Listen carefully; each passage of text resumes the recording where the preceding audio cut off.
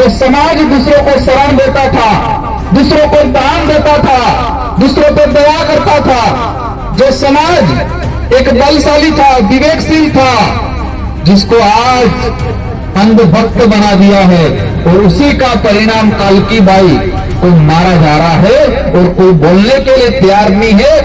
उस धर्म को थूकते हैं जो धर्म महिला और पुरुष में भेदभाव करता है, उस धर्म को थूकते हम जो धर्म छुआछूत करवाता है, उस धर्म में जो लिखा हुआ है अगर शूद्र या आदिवासी कोई मंच, कोई संस्कृत के जो श्लोक है अगर वो सुन लेता है तो उसके कान के अंदर शीशा डाल देना चाहिए। उस जिस धर्म में ये लिखा है उस धर्म पे हम थूकते हैं। हम हमारी ताकत भूल रहे हैं, फ्री की योजनाओं पे ध्यान जा रहा है, हम हमारे खेत भूल रहे हैं, हम फ्री की योजनाओं पे ज्यादा ध्यान जा रहा है, और आने वाले समय में कंडीशन हमारी उसकी तरह हो जाएगी। राजा बोलता था सेनापति को कि ये दिन नहीं रात है, सेनापति बोलता यस सर ये दिन नहीं रात है। कालकी बाई के मामले में एक जने को ही गिरफ्तार करना है, और यस सर एक जने को ही गिरफ्तार करेंगे, ये बोला होगा उस अधिकारी ने। और जिस व्यक्ति के साथ उसका परिवार नहीं था, उस व्यक्ति को महान बनाया जिन बिलों ने, और इन बिलों पे आज अत्याचार होता है। इस परिवार को सरकारी नौकरी नहीं देगी, इस परिवार को आर्थिक सहायता नहीं देगी, और इस जो कालकी बाई को मारने में जो सहयोगी लोग थे उनको अगर गिरफ्तार नहीं करेगी तो उदयपुर संभाग में बड़ा आंदोलन होगा। विधायक सांसद टिकट से नहीं बनता है, वोट से बनता है। और कोई कहता है कि मैं टिकट से बनता हूं, तो उसको कह देना कि जब फॉर्म भरने जाए तब आदिवासी समाज का सर्टिफिकेट मत लगाना, तेरी बहुत बड़ी टिकट लगा देना, देखते हैं तेरा फॉर्म पास होता है कि नहीं होता है। अरे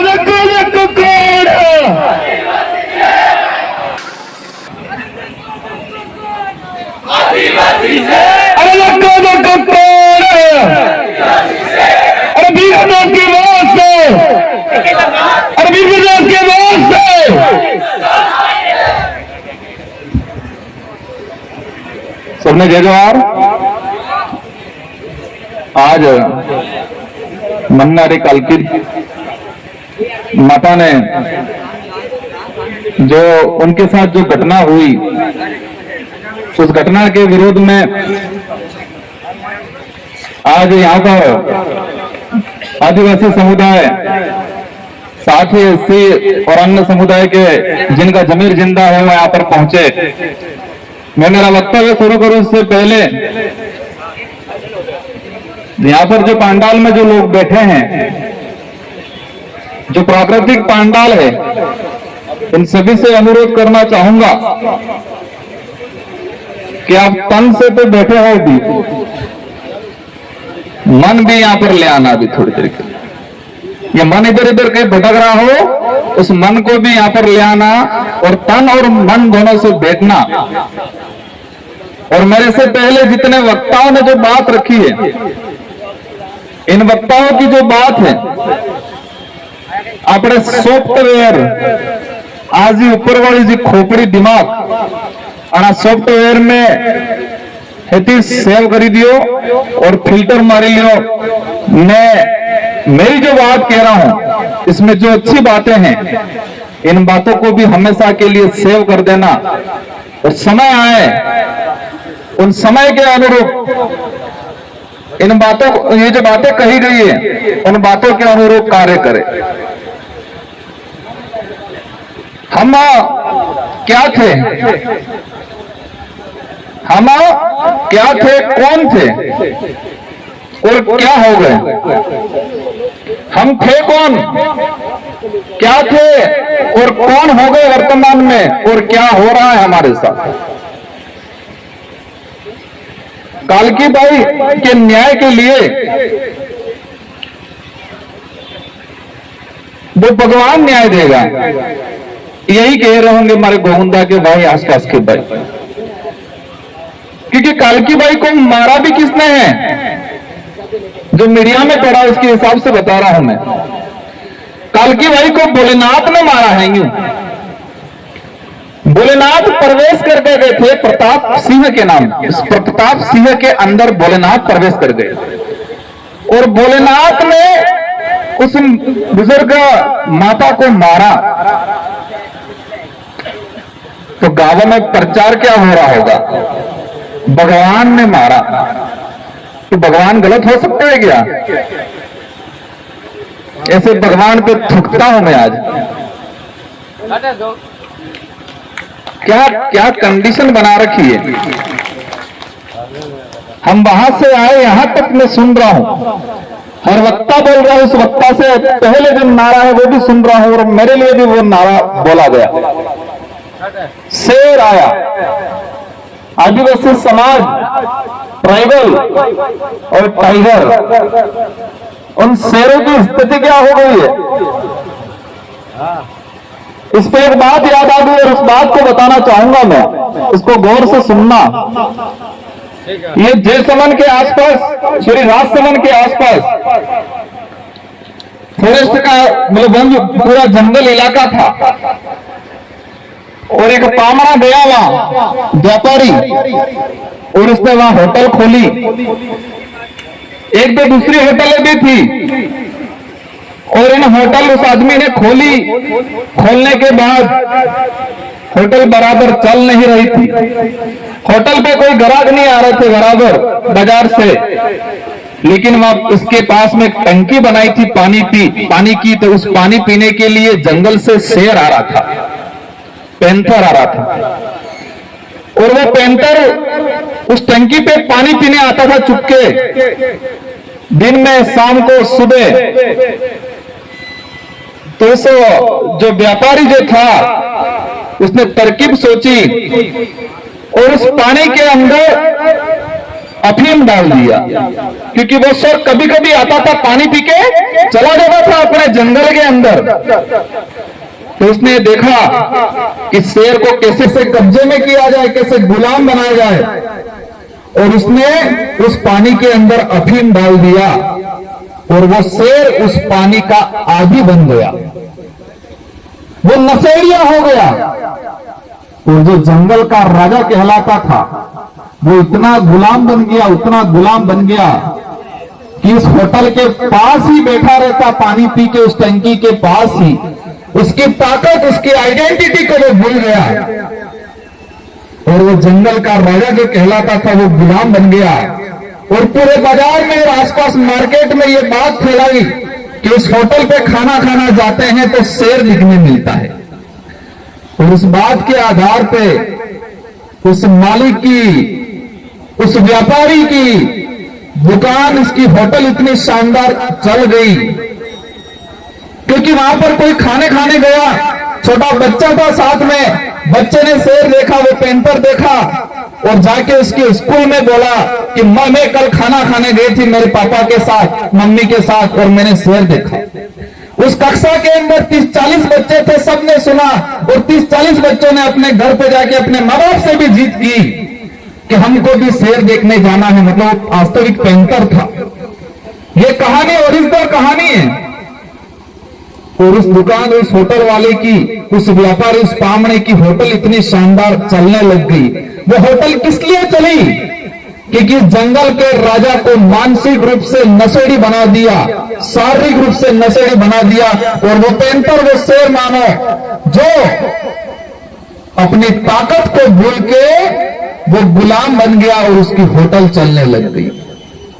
वही कंडीशन हमारे समाज की हो गई आज। वही कंडीशन हमारे समाज की हो गई है। जो समाज दूसरों को शरण देता था, दूसरों को दान देता था, दूसरों पर दया करता था, जो समाज एक बलशाली था, विवेकशील था, जिसको आज अंधभक्त बना दिया है, और उसी का परिणाम कालकी बाई कोई मारा जा रहा है और कोई बोलने के लिए तैयार नहीं है। जिस तरह से उसको अफीम देके उस शेर को उसकी ताकत खत्म कर दी गई, इसी तरह गोविंदा के भाइयों को, आसपास के भाइयों को धर्म का अफीम देके उनको गुलाम बनाने का काम किया जा रहा है। धर्म की बात सुनते ही कई जनों को खलबली भी मच जाएगी। उस धर्म को हम उस धर्म पे थूकते हैं जो धर्म महिला और पुरुष में भेदभाव करता है। उस धर्म पे थूकते हम जो धर्म छुआछूत करवाता है। उस धर्म में जो लिखा हुआ है, अगर शूद्र या आदिवासी कोई मंच, कोई संस्कृत के जो श्लोक है अगर वो सुन लेता है तो उसके कान के अंदर शीशा डाल देना चाहिए। तो जिस धर्म में ये लिखा है उस धर्म पे हम थूकते हैं। जिस धर्म में वर्ण व्यवस्था है उस व्यक्ति को वर्ण व्यवस्था में बांध दिया गया है। वो आदिवासी दलित, हालांकि आदिवासी तो इस वर्ण व्यवस्था में नहीं आते हैं, लेकिन इससे वाले जबरदस्ती घुसे तो हो जाए। क्या स्थिति बना रखी है। मैं जो बोलना चाह रहा था, बातें बहुत सारी सोच रखी थी, लेकिन यहां का जो मैंने सुना, आज हमारे वक्ताओं की जो बात सुनी, कैसे लड़नी है लड़ाई हमको।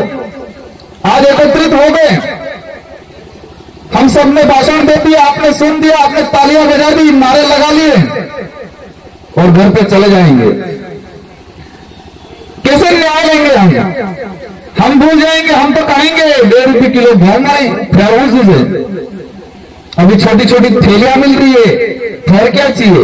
उस थैली के अंदर जाके देखेंगे मिर्ची आई कि नहीं आई, हल्दी है कि नहीं है, तेल आया कि नहीं आया, देखते कि नहीं देखते। अभी सरकार दे रही है, सरकार हमको दे रही है। सरकार क्या, राज्य सरकार की स्कीम है कि फूड पैकेट वितरण किए जाएंगे। हमारा ध्यान तो वहां जाएगा और लाइन में खड़े रहेंगे 2-2 घंटे तक, और घर पे हमारी खेती पशु खा जाएंगे, वहां घास उग गई है, वहां कीड़े खा जाएंगे, वो फसल नहीं देखेंगे हम। लेकिन 2-2 घंटे उस लाइन में खड़े रहेंगे और घर वहां से आते वक्त इस थैली में चेक करेंगे कि मार हो मर मारते बढ़िया पाउडर नहीं आ।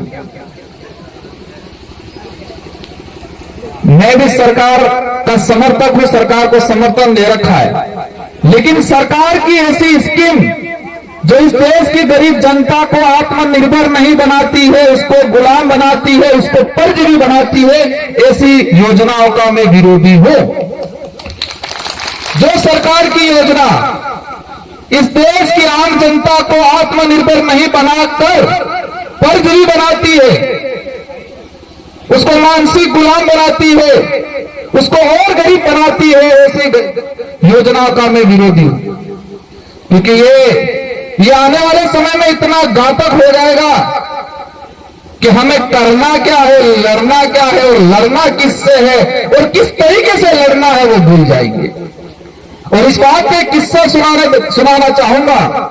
आपके नजदीक में ही है माउंट आबू और अंबाजी, जो गब्बर वाला जो किला है, और किला के वो गब्बर वाला वो पहाड़ है, उसके आसपास आपने बंदर देखे होंगे। माउंट आबू में भी 1-2 बार गया हूं, गब्बर की तरफ भी गया हूं। तो आप जब हम गए थे और इसके बाद जो यात्री जाते हैं तो सारे के सारे बंदर उस रोड पे रहते हैं। एक ऐसा जानवर, इतना फुर्तीला जानवर कि इस पेड़ से कूद के उस पेड़ पे जा सकता है। जंगल में मनचाही चीज जो फल फ्रूट मिला है, कोई भी उसको खा के जिंदा रह सकता है, शानदार जीवन यापन कर सकता है। इतना ताकतवर जानवर, इतना फुर्तीला जानवर उस सड़क पे बैठा रहता है, और जो भी यात्री आते हैं, गाड़ी आती है, दौड़ के जाता है, और दौड़ के जाने के बाद तुरंत ये करता है, कोई थैली देता है, थैली पे पड़ जाता है। और इसके बाद होता क्या है, उस अगर मादा है बंदर तो उसके बच्चे पैदा हुए, और उस बच्चों ने पैदा होने के बाद उस पेड़ पे लगा हुआ फल नहीं देखा, उस बच्चे ने उस गाड़ी में आती हुई थैली देखी, और उस थैली में नारियल, केले, बिस्किट, सड़ा हुआ रोटी, वही देखा उस बच्चे ने। उस मादा जो बंदरिया थी, जो जन्म होने के बाद बच्चे पैदा हुए, उस बच्चों ने जंगल में जो शानदार फल फ्रूट था, उसके जो खाने लायक जो चीजें थी वो नहीं देखी। पैदा होते ही उस रोड पे पैदा हुआ, वो गाड़ियां देखी, गाड़ी के अंदर आते लोग देखे, फ्री में देने वाली थैली देखी, और इसके बाद हुआ क्या, कोरोना काल आया, और कोरोना काल आने के बाद वहां गाड़ियां बंद हो गई, पुलिस वाले लट लेके खड़े रहे, लॉकडाउन करके। इस बात को गौर से सुनना, तब ये गाड़ियां नहीं गई तो यात्री नहीं गए, और यात्री नहीं गए तो फ्री की थैलियां नहीं गई, फ्री का केला नहीं गया, बिस्किट नहीं गया, नारियल नहीं गया। और उस दौरान उस सड़क पे ये बंदर रो रहे थे। क्या कर रहे थे? रो रहे थे। और कई बच्चे उस दौरान, कोविड काल के दौरान कई बच्चे मर गए। पास में जंगल था, जंगल में पेड़ थे, उस पेड़ों पे फल फ्रूट थे, बहुत सारी चीजें खाने लायक थी, लेकिन वो तो उसकी ताकत भूल गया था, उसकी पहचान भूल गया था। और लास्ट में कोरोना काल में उस रोड पे कई बंदर के बच्चे मर गए थे। और वही कंडीशन इस देश की आम जनता की, आदिवासी समाज की हो रही है। हम हमारी ताकत भूल रहे हैं, फ्री की योजनाओं पे ध्यान जा रहा है, हम हमारे खेत भूल रहे हैं, हम फ्री की योजनाओं पे ज्यादा ध्यान जा रहा है, और आने वाले समय में कंडीशन हमारी उसकी तरह हो जाएगी। आप समझ रहे होंगे, इतना तो विवेक होगा कि मैं कहना क्या जा रहा हूं। एक ताकतवर जानवर, मैंने दो उदाहरण बताए, एक शेर का उदाहरण बताया, एक माउंट आबू अंबाजी, और ये दोनों ओरिजिनल घटना है, दोनों ओरिजिनल घटना है। अब यही को, और हम सब मिलकर पुलिस वालों को बहुत गालियां देते कि नहीं देते हैं? बेचारे पुलिस वाले क्या करें? मैंने क्या बोला? बेचारे। इनके लिए भी एक शानदार बात बता दूंगा। ये राज तिलक गांव है, यहां पर राज तिलक हुआ था, तो राजा रजवाड़ों का राज चल रहा था। ये माने राज तिलक मतलब जिसको राजा घोषित किया गया। और उस राजा रजवाड़ों के काल में, मुगल काल में क्या होता था? हमारे बुजुर्ग लोग कहते थे, जब हम पैदा हुए, समझदार हुए, और समझदार होने के बाद हमने बुजुर्गों से सुना कि पहले देश गुलाम था, अब देश आजाद हो गया। तो हमने पूछा, गुलाम देश था तब क्या होता था? तो हमारे बुजुर्गों ने कहा कि उस समय काला कानून हुआ करता था। क्या बोला? काला कानून हुआ करता था। तो हमने पूछा कि वो काला कानून क्या था? तो वो काला कानून ये था कि राजा जो बोले वो सेनापति मान लेता था, कुछ भी बोला वो मान लेता था, मतलब वो काला कानून था, इसलिए कहते थे काली जुबान। तो उस समय क्या होता था? राजा बोलता था सेनापति को कि ये दिन नहीं रात है। सेनापति बोलता, यस सर, ये दिन नहीं रात है। और वही सेनापति सारी सेना को कहता कि ये दिन नहीं रात है, और सारी सेना बोलती, यस सर, ये दिन नहीं रात है। पुलिस वाले भी सुन रहे, क्या वर्तमान में भी यही हो रहा है? वर्तमान में भी राजा रजवाड़ों का राज चला गया, लेकिन वो आदत है, वो सोच और वो आदेश नहीं बदला है। ऊपर से कह देता है अधिकारी कि कालकी बाई के मामले में एक जने को ही गिरफ्तार करना है, और ये सर एक जने को ही गिरफ्तार करेंगे, ये बोला होगा उस अधिकारी ने। और उस अधिकारी ने सिपाहियों को कहा होगा कि जाओ एक जने को गिरफ्तार करके लाओ। उस सिपाही को पता है कि कालकी बाई के मारने में सहयोग में 2-3 लोग और थे, लेकिन उस सिपाही की हिम्मत नहीं होती है कि साहब ऐसा नहीं ऐसा है। वो सिपाही क्या बोलता है? यस सर, अभी आदेश की पालना हो। राजा रजवाड़ों का राज चला गया, मुगलों का राज चला गया, लेकिन वो तरीका नहीं गया है। अब हमें पहचानना है कि इस लोकतंत्र के अंदर राजा बन के कौन बैठा है। ये लोकतांत्रिक देश है। हमारे पूर्वजों से हमने सुना कि पहले राजा रजवाड़ों का, मुगलों का राज था, और उस दौरान काला कानून चलता था। तो हमने आजादी प्राप्त कर ली। इस आजाद भारत के अंदर लोकतांत्रिक राज है, जनता का राज है। तो इस लोकतांत्रिक राज के अंदर, लोकतांत्रिक व्यवस्था में राजा बन के कौन बैठा है? उन राजाओं को बनाने में भी आपने ही सहयोग किया। लोकतंत्र की चाबी, इस देश को लोकतांत्रिक देश माना गया है, लोकतंत्र की चाबी है वो वोट है। और वो वोट की ताकत तो हम भूल गए, इस वोट की कीमत भूल गए। और हमने तो जिन्हें खादो उन्हें गाजू, जिसका खाया उसका गाया। वोटिंग के एक दिन पहले पौआ आ गया, बाजू की साड़ियां आ गई, अभी थैलियां आ गई, थैली में हल्दी, नमक, दलिया आ गया। और कहेंगे हमें तो जिनो खाऊंगा है नो गंगा, जिसका खाएंगे उसका गाएंगे, और फिर हम वोट दे देंगे और फिर वो बाजा बन जाएगा। अब आज से ठान के जाना है, इस लोकतंत्र के अंदर जो राजा बन के बैठा हुआ, जो आपका यहाँ का विधायक हो या सांसद हो, उसको एहसास कराना है 2023 के अंदर कि ये राजतंत्र नहीं लोकतंत्र है। क्या एहसास कराना है? ये राजतंत्र नहीं लोकतंत्र है, ये एहसास कराना है। कराओगे कि नहीं कराओगे? क्या आज सुन जाओगे, मेरे साथ सेल्फी खींच लोगे, कांति भाई के साथ सेल्फी खींच लोगे, घर पे चले जाओगे, स्टोरी चढ़ा दोगे और चुनाव के दौरान पुतली मिल जाएगी, हम पी के वोट देंगे और फिर हम 5 साल के लिए न्याय मांगेंगे। हमें दूसरों को गालियां देने से पहले, हमने दूसरे समाज या दूसरे नेताओं को गालियां देने से पहले हमें हमारी कमजोरी क्या है, हम क्या कर रहे हैं, उसको समझना पड़ेगा। और इस बात पे मैं आता हूं, मैं सुन के थक गया, राजपूत ऐसे किया, राजपूत ऐसे किए, ये है क्या बोला? हम इतिहास पढ़ते हैं और इतिहास में राणा प्रताप को महाराणा कहलाया। हम इतिहास में यह सुनते हैं कि भारत देश के अंदर एकमात्र राजपूत रजवाड़ा ऐसा था जिन्होंने अकबर की अधीनता स्वीकार नहीं की, और उसका नाम आता है महाराणा प्रताप, और इसीलिए उनको राणा प्रताप से महाराणा कहा गया। उस इतिहास में जाना चाहूंगा, महाराणा प्रताप के भाई थे जगमाल और शक्ति सिंह। महाराणा प्रताप का भाई, कोई भी आदमी महान होता है, कोई भी आदमी लड़ाई जीतता है तो परिवार और गांव वाले तो और उसके समाज वाले तो साथ में होने चाहिए नहीं।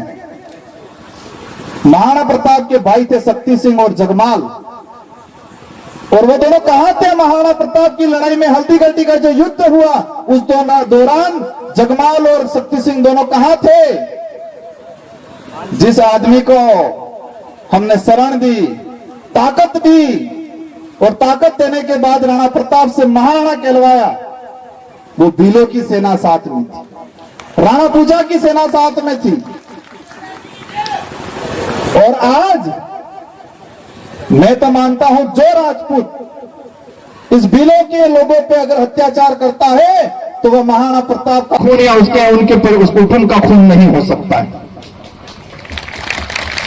क्योंकि उस दौरान राणा प्रताप को महाराणा कहलवाया। और राणा प्रताप के भाई शक्ति सिंह और जगमाल दोनों अकबर के साथ थे, और उनके मान सिंह जो आमेर का राजा था, उसके साथ महाराणा प्रताप से लड़ने कौन आया था? अकबर आया था, मान सिंह आया था।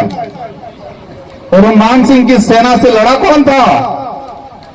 यहां के भील लड़े थे। इसके अलावा कई साथी, कई समाज के लोग भी थे, और जिस व्यक्ति के साथ उसका परिवार नहीं था, और उस व्यक्ति को महान बनाया जिन भीलों ने, और इन भीलों पे आज अत्याचार होता है। मीडिया कितनी शानदार है, गोदी मीडिया। वास्तविक घटना अभी मुझे पता चला कि वो बुजुर्ग महिला चप्पल पहन के जा रही थी, और उस प्रतापनाथ के तुच्छ व्यक्ति ने कहा, तुम महारानी बन गई है क्या, मेरे से यहां चप्पल पहन के जा रही है? क्या बोला? तुम महारानी बन गई है क्या, चप्पल पहन के जा रही है? उस बात को लेके यहां पर बुरी तरह से मारा गया। तो हमें क्या करना चाहिए?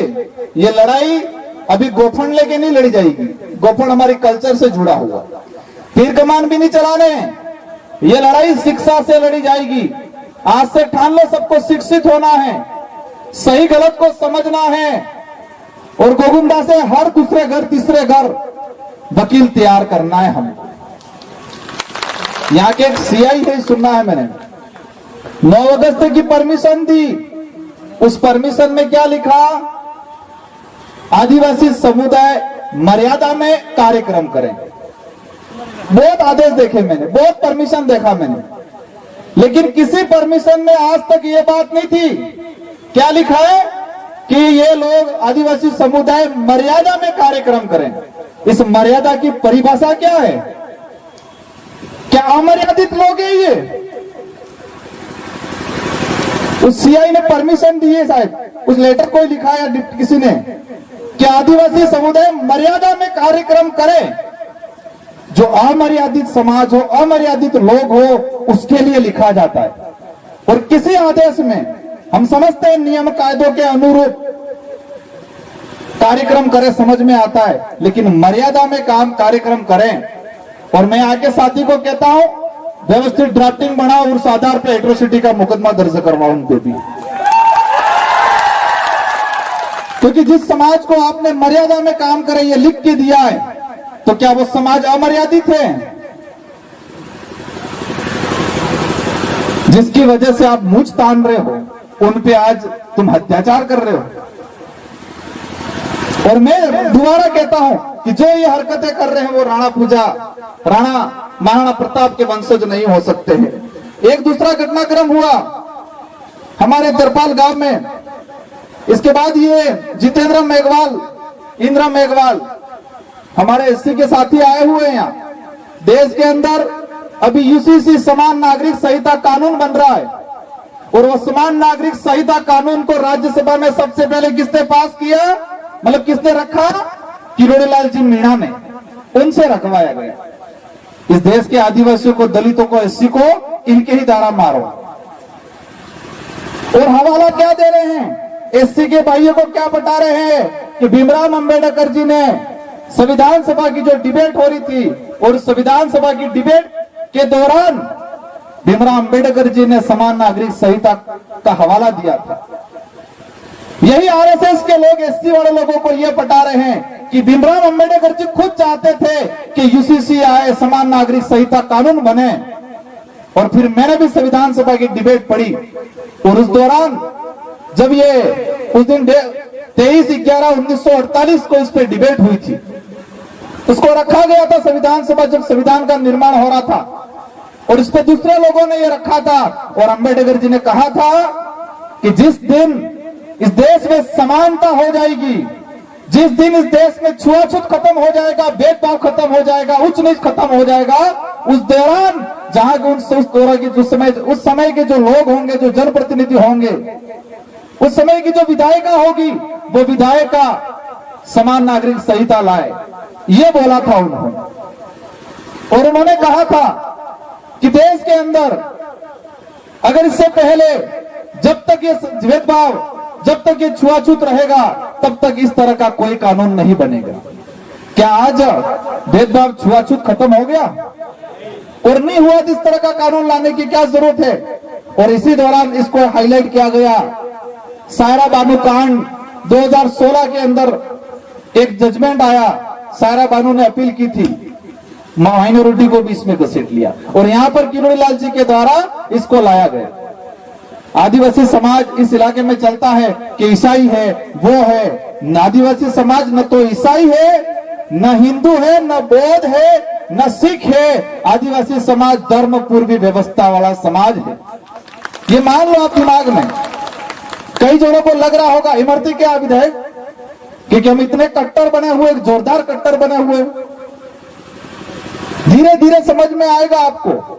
हम किसी धर्म के विरोधी नहीं है, लेकिन जो धर्म आदिवासी को, एससी को, दलित या पिछड़ा या छुआछूत करता है, उस धर्म के खिलाफ है हम लोग। आज हमारे आदिवासी समाज के अंदर क्या क्या चीजें हो रही है, देश के अंदर कैसे कैसे कानून बनाए जा रहे हैं। अभी कार्तिक बिल को लेके चल रहा है, अभी तक न्याय नहीं मिला है, क्योंकि पता है कि ये समाज चुनाव आएंगे, कुछ छोटा मोटा दे देंगे, देने के बाद ये हमारे साथ आ जाएगा। लेकिन इस बार उनको एहसास कराना है कि ये समाज अब बेवकूफ में, बहकाव में आने वाला नहीं है। ये समाज अब तुमको अक्ल सिखाएगा।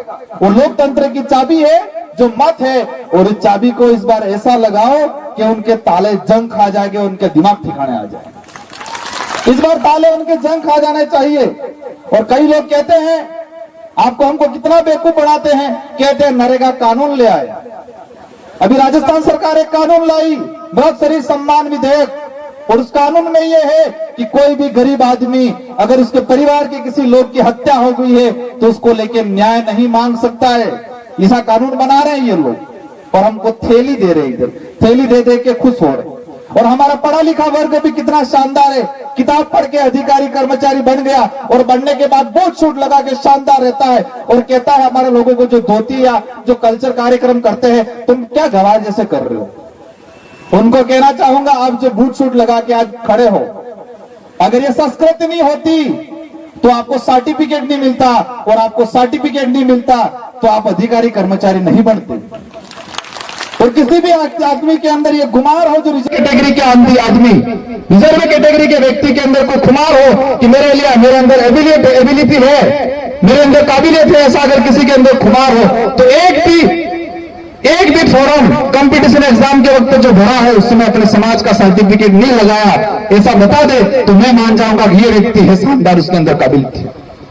खुद की काबिलियत की बात करते हैं, लेकिन फॉर्म भरना सबसे पहले आदिवासी का सर्टिफिकेट, एससी का सर्टिफिकेट पहले लगाते हैं, छात्रवृत्ति चाहिए तो पहले लगाते हैं, और जिस सर्टिफिकेट के लगा के अधिकारी कर्मचारी बनते हैं और वहां बनने के बाद उसी संस्कृति को, उसी परंपरा को वो नीचा समझने लगते हैं और बाजार से पंडित जी को लाके पूजा पाठ कराने लगते हैं। आज हमको एसटी का जो सर्टिफिकेट मिल रहा है, क्या मोरवा है आज ये कपड़े हम लगे लो तो आदिवासी लेंगे, किसी के लिखा हुआ है क्या? डॉक्यूमेंट वेरिफिकेशन होते क्या तो मगोड़ो करीन जोड़े हुए ना वहां है क्या मोरवा है या कपड़े हम के लगे हुए, उसके कल्चर के आधार पे, संस्कृति के आधार पे, हमारी बोली के आधार पे, उसके आधार पे हमको मिला हुआ है। और हमको ये जो शेड्यूल 5 का जो प्रावधान दिया गया है, कई लोग कहते हैं आरक्षण हमने दिया, बीजेपी वाले बोलते हैं, क्या बोलते हैं 1995 के अंदर फिर शेखावत की सरकार थी और उस सरकार ने आपको आरक्षण दिया। ये शेड्यूल 5 का जो प्रावधान है 1935 के अधिनियम से प्रक्रिया चली थी और 1975 के अधिनियम, आजादी से पहले हमारे पूर्वजों ने अंग्रेजों से लड़ झगड़ के इस प्रावधान को, शेड्यूल 5 के प्रावधान को लिया गया है। उन्होंने भीख में नहीं दिया हमको।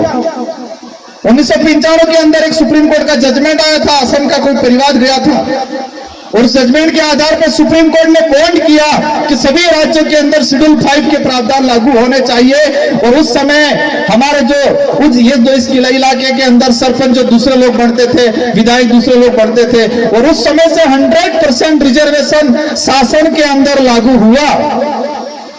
100% रिजर्वेशन। कई बार हम बोलते हैं 100% रिजर्वेशन, कई लोग हंसते हैं, उनको पता नहीं है 100% रिजर्वेशन शासन में लागू है। शेड्यूल एरिया के अंदर सभी सरपंच आदिवासी बनते हैं, इस बात को समझना है। और मैं आज आगे कहना चाहूंगा, ये कालकी बाई को जो मारने में जो सहयोगी थे, और उस सरकार को भी हम अवगत कराना चाहेंगे कि इस मामले को आपने दबा दिया। कन्हैयालाल के परिवार को 50-50 लाख रुपए दिए, 2 नौकरियां दी, और यहाँ पर अभी तक एट्रोसिटी के तहत जो प्रावधान है पैसों का, सहयोग का, वो भी नहीं दिया गया है। और आने वाले समय में आज हम जो आए हैं आपके बुलाने पे आए हैं, लेकिन आज इस चीज को अच्छे से समझेंगे और हमारी जो मांगे हैं, अगर वो सरकार नहीं मांगेगी, इस परिवार को सरकारी नौकरी नहीं देगी, इस परिवार को आर्थिक सहायता नहीं देगी, और इस जो कालकी बाई को मारने में जो सहयोगी लोग थे उनको अगर गिरफ्तार नहीं करेगी तो उदयपुर संभाग में बड़ा आंदोलन होगा, पूरे उदयपुर संभाग में। और आप सबको ये बात आज गांठ बांध के जानी है और अपने सॉफ्टवेयर में एक साइट की सेव कर देना है परमानेंट के लिए। और जब भी आह्वान होगा, हर गांव से, हर परिवार से आना है। हमारे समाज को कभी दुख होता है, इतना मजबूर कर दिया, इतना कमजोर कर दिया है कि 2 वक्त की रोटी भी नसीब नहीं होती है। और उन लोगों को भी ये पता है कि जिस समाज को 2 वक्त की रोटी नसीब नहीं होती है, वो व्यक्ति अपने स्वाभिमान के लिए नहीं लड़ सकता, अपने अधिकार के लिए नहीं लड़ सकता। और यही पॉलिसी के तहत राज्य सरकार, केंद्र सरकार फ्री की योजना देके हमको मंदिरों की तरह कंडीशन बना रही है। और आज धीरे धीरे हो रहा है हमारे समाज के अंदर। हम सिर्फ खाने के लिए सोच रहे हैं, पेट भरने के लिए सोच रहे हैं, स्वाभिमान की लड़ाई नहीं लड़ पाएंगे आने वाले समय। यही कंडीशन रही है। और मैं सारे युवाओं को कहना चाहूंगा, हम नारा लगा रहे हैं लेकिन शारीरिक रूप से बिल्कुल कमजोर हैं। आज से ठान लो कि हमें नशा पत्ता नहीं करना है। छोड़ोगे नशा पत्ता? पक्का छोड़ोगे? ये दारू वारू, बीड़ी, सिगरेट आज भी कई जनों के मुंह में होगा। उस शेर की तरह कर दिया हमको, जो अफीम पिला के कांटा करके टंकी के पास पड़ा रहता था। वो खाने वाले देखने आते थे। ये कंडीशन हमारी होगी। आज ठान के जाना है, हमें नशा पत्ता नहीं करना है, हमें शारीरिक रूप से मजबूत बनना है। और ये सेल्फी स्टैंड नहीं बनाना है, लाइफ स्टैंड बनाओ खुद का। सेल्फी खींच के शानदार, और मोबाइल के अंदर वो कैमरे डाउनलोड मत करो। जो अच्छे अच्छे फोटो आते वो कैमरे डाउनलोड करने का काम नहीं करते हुए, संविधान की जो कॉपी है, कॉन्स्टिट्यूशन है, उसको कॉपी करो, उसको डाउनलोड करो और उसको पढ़ो। शेड्यूल 5 के प्रावधान को डाउनलोड करो। 5वीं अनुसूची क्या है उसको डाउनलोड करो। आज जाके वहां से ठान के जाना है कि शाम को जाके सभी शेड्यूल 5 क्या है उसको डाउनलोड करेंगे। इस देश का मूल मालिक आदिवासी है। ये हाईकोर्ट सुप्रीम कोर्ट का जजमेंट है, उसको डाउनलोड करना है। जमीन के अधिकार है वो डाउनलोड करने हैं। अभी बैठा था 3-4 कागज आ गए कि हमारा मकान हटा रहे हैं, हमारा ये कर रहे हैं, ज्ञापन दे रहे हैं। कोई नाम बता रहा है, कोई सोलंकी, कोई नागड़ा नागदा, इस तरह से नाम बता रहे हैं। जाके लोग एप्लीकेशन दे रहे और हमारे लोगों को 40-50 साल से पुराना कब्जा है उसको हटा रहे। अभी राज्य केंद्र सरकार एक कानून और लाई, वन सुरक्षा अधिनियम 2023। उसके अंदर ऐसा प्रावधान कर रखा है, भले फॉरेस्ट हो या फॉरेस्टर नहीं हो, इसके बावजूद भी अगर कोई लोग बैठा हुआ है उसको हटाया जाएगा और उद्योगपतियों को दिया जाएगा। ऐसा ऐसा कानून ला रहे हैं ये लोग। यूसीसी लाए, ये लाए। क्या हमारे लोगों को पता है ये यूसीसी क्या है, फॉरेस्ट वाला क्या, फॉरेस्ट का कानून क्या है, मृत शरीर सम्मान विधेयक क्या है? अनपढ़ को ठीक है, पढ़े लिखों को भी नहीं पता है। और सबको पूछेंगे पाकिस्तान से कौन आई थी? सीमा आई थी। पाकिस्तान से कौन आई? सीमा हैदर आई, सबको पता है। साथ में कितने बच्चे लेके आई? 4 बच्चे लेके, ये सबको पता है। इस देश की गोदी मीडिया ऐसी ही चीजें दिखाती है, लेकिन फॉरेस्ट राइट एक्ट क्या है वो नहीं दिखाएगी, यूसीसी क्या है वो नहीं दिखाएगी। यहाँ वकील भी बैठे हुए हैं। यूसीसी अगर पूर्ण रूप से लागू होगा, भविष्य में एट्रोसिटी एक्ट खत्म होगा। जिस देश के अंदर समानता है वहां छुआछूत कैसे हो सकती है, ये सुप्रीम कोर्ट का जजमेंट बोलेगा आने वाले समय में। जिस देश के अंदर समानता का कानून लागू हो गया है, उस देश के अंदर छुआछूत कैसे हो सकती है? ये जजमेंट आएगा आने वाले समय में हाई कोर्ट या सुप्रीम कोर्ट का, और उस समय एट्रोसिटी खत्म हो जाएगा। और जिस दिन एट्रोसिटी खत्म हो गया, आपको रगड़ा रगड़ा के मारेंगे। आज एट्रोसिटी है, इसके बावजूद भी हमारे साथ ये कंडीशन हो रही है। हमको तो सीमा आई, 4 बच्चे लाई, मंजू गई, फंजू आई, यही बता रहे, यही देख रहे हैं टीवी पे, मोबाइल में। यूसीसी के बारे में नहीं पढ़ रहे हम लोग। आज से ठान के जाना है, इन 5 कानून को समझना है। एक 1% 1 रिजर्वेशन जो लाने की प्लानिंग कर रहे हैं, समान नागरिक संहिता जो कानून है उसको समझना है, वन सुरक्षा अधिनियम 2023 जो आया उसको समझना है, मृत शरीर सम्मान विधेयक जो आया उसको समझना है। और किसी को याद नहीं रहा हो तो मैं आज शाम को पोस्ट डाल दूंगा, उसको आप समझ लेना, पढ़ लेना और समझ लेना। और हमारी माताओं को मैं कहना चाहूंगा, इस बार चुनाव आए, घर में लट रखना। और जो चुनाव के दौरान हमारा भाई अगर पी के आया घर में तो मुसीम मिलवानी। चुनाव के दौरान अगर पी के आया घर के अंदर, आतरता हुआ आया, तो उसको ध्यान पता करना, प्यार से पूछना किसने पिलाया, तो वो बता देगा कांग्रेस ने पिलाया कि बीजेपी ने पिलाया। और जब तक वोटिंग नहीं हो तब तक उसको बाहर मत जाने देना, बांध देना घर के अंदर। हम ही लोग उनको दूध पिला के, वोट दे के मजबूत कर रहे हैं, और वो लोग हम पे अत्याचार कर रहे हैं। एक दिन ऐसा लाओ कि आपके विधायक और आपके सांसद यहाँ पर आए, उनको एहसास कराना है कि टिकट से विधायक नहीं बनते, वोट से विधायक बनते। जिस दिन ये एहसास हो गया, संविधान के अंदर टिकट का कहीं महत्व है क्या? संविधान के अंदर वोट का महत्व है, टिकट का महत्व नहीं है। किसका महत्व है? वोट का। विधायक सांसद टिकट से नहीं बनता है, वोट से बनता है। और कोई कहता है कि मैं टिकट से बनता हूं, तो उसको कह देना कि जब फॉर्म भरने जाए तब आदिवासी समाज का सर्टिफिकेट मत लगाना, तेरी बहुत बड़ी टिकट लगा देना, देखते हैं तेरा फॉर्म पास होता है कि नहीं होता है। आपके यहाँ के विधायक को बोल देना आज आदिवासियों पे अत्याचार हो रहा है और वो नहीं बोल रहा है, तो चुनाव का फोरम बनने जाए उस दौरान टिकट लगाए बड़ी पार्टी की, क्योंकि वो क्या कह रहा है, मेरी पार्टी कहेगी वहां उठूंगा, मेरी पार्टी कहेगी वहां बैठूंगा, ये बोलता है। मेरी पार्टी कहेगी वो करूंगा, मेरी पार्टी कहेगी वो बोलूंगा, ये बोलता है। तो कहना फोरम भरने जाओ तो पार्टी की बहुत बड़ी टिकट लगा देना, लेकिन आदिवासी समाज का सर्टिफिकेट मत लगाना। देखते हैं इसका फॉर्म कैसे पास होता है, और इसके बाद देखते हैं वोट से बनता है कि टिकट से बनता है। आज देश के अंदर हमारी स्थिति बन रही है बहुत बुरी तरीके से। दूसरे समाज के लोग खुश हो रहे होंगे, नहीं आदिवासियों के साथ हो रहा है। किस तरह? तो मुर्गों की तरह। पहले हमारे हमारे गांव में देसी मुर्गे रहते थे, किसी पे आपत्ति आती थी तो सब मिलके लड़ते थे। लेकिन वो बाजार के अंदर वो सफेद मुर्गे आ गए जिसको ब्रॉयलर कहते हैं, और उसको एक एक के मार के निकाल के, एक एक को निकाल के मारते हैं, दूसरा चिल्लाता नहीं, खाता ही रहता है। ये कंडीशन हमारे देश की जनता की होगी। अंग्रेजों ने कम लूटा था, वर्तमान में लूट रहे हैं।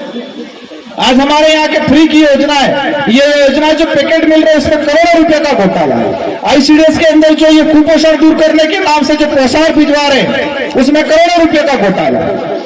2 रुपए किलो आपको जो गेहूं दे रहे हैं वो राज्य सरकार से 18 रुपए दे रही है। 18 रुपए में खरीदती है, और 18 रुपए में खरीदने के बाद परिवहन सहित 25 रुपया। जो 2 रुपए का जो गेहूं है हमको कितने में, वो राज्य सरकार कितना दे रही है? 25 रुपया दे रही है, और 25 रुपए का गेहूं खा रहे हम सारा गला। 2 महीनों में पकने वाला, 2 बार पानी पिलाने से पकने वाला गेहूं खा रहे हैं। और जिसको पता नहीं है वो पता कर देना, जो कर्मचारी जिनके बीपीएल एपीएल में नाम रह गया था, गेहूं उनके परिवार वालों ने उठा दिया था, पूछ लेना कितना पैसा भरा उन्होंने।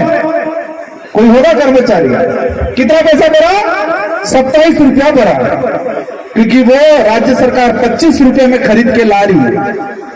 इसमें भी करोड़ों का घोटाला है।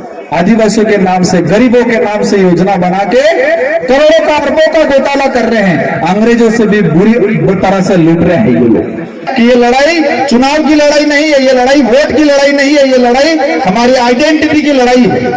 और अंतिम में कहना चाहूंगा, ये सब सारी चीजें, अभी एक पर्ची आई मेरे पास, देसूरी पाली के अंदर नाथुराम पेमाराम भील, उसको कुछ समय पहले कई बता रहे अपहरण कर लिया था, और आज की लाश के लिए वो भी अन्य समाज के ही लोग। ये रोज हो रहा है, अभी पर्ची आई है। ऐसे ऐसे कई चीजें हो रही है, तो समझ लो हमें आने वाले समय में क्या करना है। बातें बहुत सारी है, लेकिन कुछ वक्ताएं भी है आने वाले समय में, और ये धर्मवाद सब निकाल देना। भोलेनाथ ने मारा यूं करके भेंट मत जाना घर पे, वो ड्रामा है, वो दिखावा है। और ये लड़ाई, ये जो चिंगारी जो लगी है, वो चिंगारी अब चुप नहीं होने वाली है। इन्हीं शब्दों के साथ मैं आप सबको दोबारा कहना चाहूंगा कि आज जो बातें हैं वो बातें अपने गांव के अंदर, फले के अंदर, अपने परिवार में जाके बोलनी है। हर सामाजिक कार्यक्रम है वहां जाके बोलनी है, और जो कंफ्यूज लगे वो हमको पूछ लेना है। इस इलाके के अंदर ऐसी क्रांति आनी है, ऐसा भुतोड़ा लाना है कि कांग्रेस बीजेपी दोनों उठ जाए। और हम डूंगरपुर वाले तो कांग्रेस बीजेपी नहीं कहते, डूंगरपुर का नाम इतिहास में, और डूंगरपुर वाले की वजह से पूरे देश में जन जागरण हो रहा है। प्रतापगढ़ वाले नाराज नहीं हो, प्रतापगढ़ वालों का भी योगदान है, उदयपुर वालों का भी योगदान है। लेकिन डूंगरपुर का नाम इसलिए ले रहा हूं कि पूरे भारत के अंदर एकमात्र जिला ऐसा है जहां कांग्रेस और बीजेपी दोनों एक होगी। कभी कंपटीशन एग्जाम में क्वेश्चन भी आ जाएगा, याद रख लेना। डूंगरपुर एकमात्र जिला जहां कांग्रेस और बीजेपी दोनों एक होकर जिला प्रमुख बिठाया है। तो इसलिए हम बोलते हैं कमल कांग्रेस। और आने वाले समय में आपके यहाँ पर भी यही होगा, जब आप अपनी ताकत दिखाओगे। और ये डर इतना पैदा हुआ है कि जो मुख्यमंत्री 2 साल में 1 बार आता था डूंगरपुर, वो मुख्यमंत्री 1 महीने में 5 बार डूंगरपुर आता है। 5 साल के अंदर प्रधानमंत्री कभी चेहरा नहीं दिखाता था, गृह मंत्री चेहरा नहीं दिखाता था केंद्र का, वो गृह मंत्री हर तीसरे चौथे महीने इस बिलखंड के इलाके के अंदर आता है। और जो लोग कहते हैं बिल प्रदेश के अंदर बिल रहेंगे क्या, इस बात को मैं कहना चाहूंगा, बिल प्रदेश बनेगा। बिल प्रदेश की हमारी अभी की मांग नहीं है, गोविंद गुरु महाराज की मांग थी, इससे पहले हमारे पूर्वजों की मांग थी, इससे पहले कई लोगों ने मांग उठाई है, और उसी मांग को हम आगे बढ़ा रहे हैं, उसी सपने को हम साकार करने के लिए लड़ाई लड़ रहे हैं। और बिल प्रदेश में ये आदिवासी समुदाय एक ऐसा समुदाय है, ये दयालु समुदाय है, ये ईमानदार समुदाय है। अभी स्थिति ऐसी बना दी है, उसको मजबूर कर दिया है, बेचारा चोरी करने के लिए मजबूर होता है, कहीं लड़ाई करने के लिए मजबूर होता है, कहीं बौखलाहट हो जाती है। लेकिन वास्तविक देखा जाए स्वाभिमानी समाज है, सच्चा समाज है।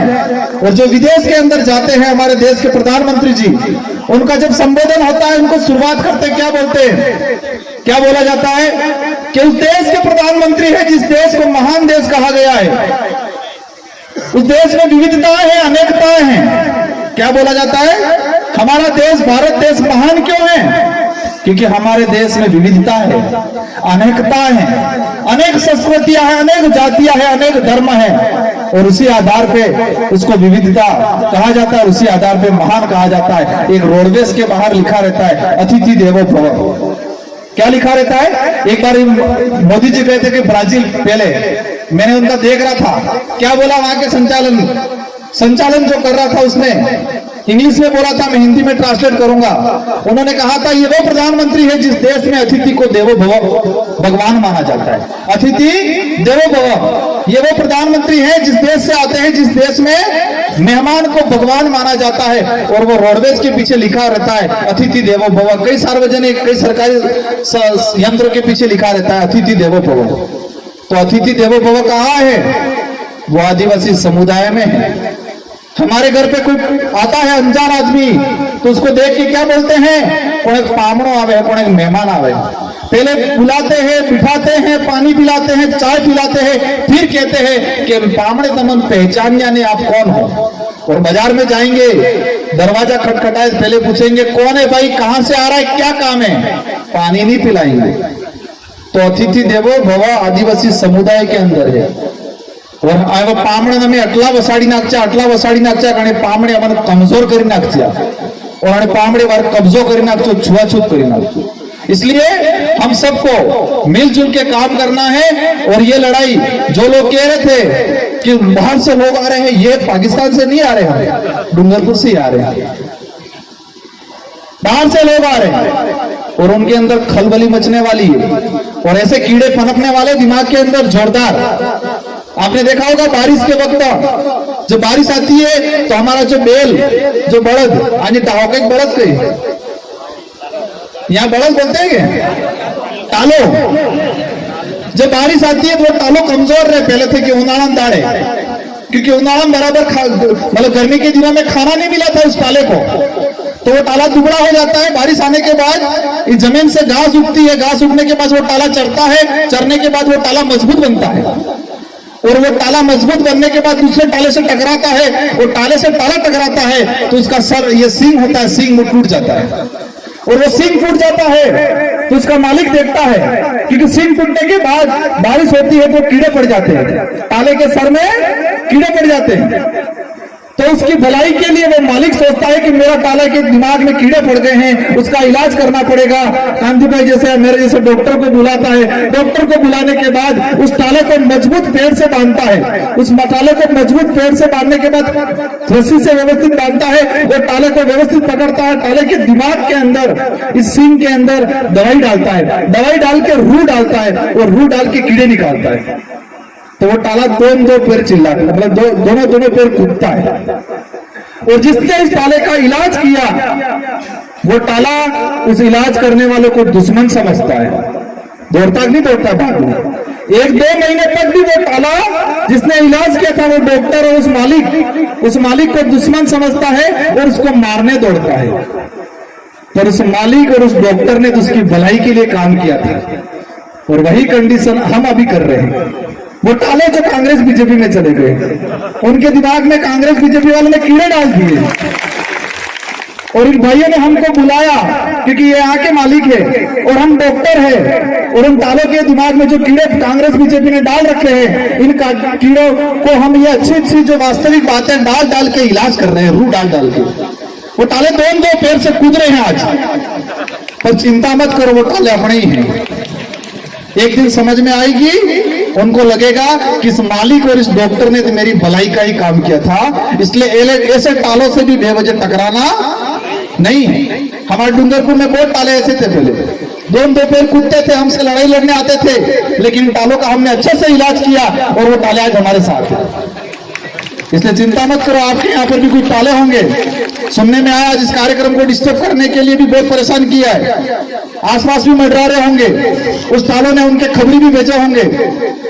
उन खबरियों को भी कहना चाहूंगा, उन तालों को कह देना है कि ये लड़ाई वोटों की लड़ाई नहीं है, ये लड़ाई किसी समाज के खिलाफ भी नहीं है, ये लड़ाई उस समाज के उस व्यक्ति के खिलाफ है जो छुआछूत करता है, भेदभाव करता है, जो शोषण की नीति रखता है, उन लोगों के खिलाफ है।